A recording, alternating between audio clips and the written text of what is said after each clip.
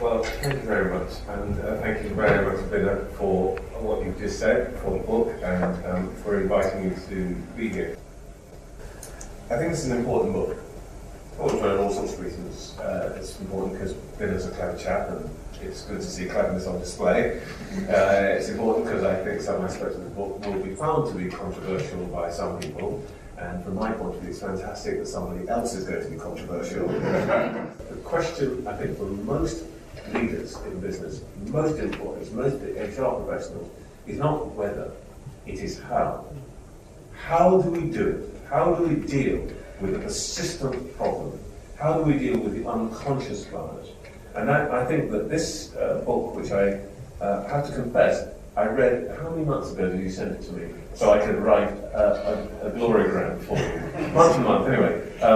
But the thing that I know struck me most of all when I did read it is that this will give those who are now in what I consider a discipline, that is advising on equality and diversity, who tended to treat it as a sort of moral thing, but I think it is now beginning to develop the characteristics of a proper discipline. Binna's book is, I think, one of the first shots that puts science in the locker of the equality and diversity profession. And that, I think, is one of the reasons why, though it's important in itself, it is more important more generally for the reasons that I've been describing. But we now have a new tool that helps us deal with a business problem and with organizational objectives.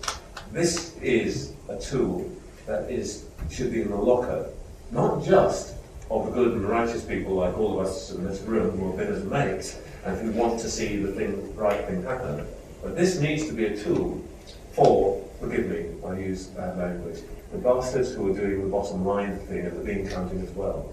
They need to understand that this counts. This is about productivity.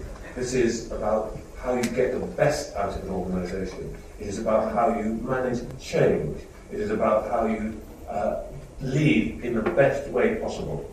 So, in addition to the specific contribution to goodness and loveliness and equality and diversity and all that kind of stuff, I think this is the beginning of introducing a new piece in the armory of all of us who, like myself, come from the private sector, who believe that you need to do things well to make more money for your shareholders, for your owners, and frankly for your family. So thank you, Binna. I hope this is going to make more money for me and for everybody else.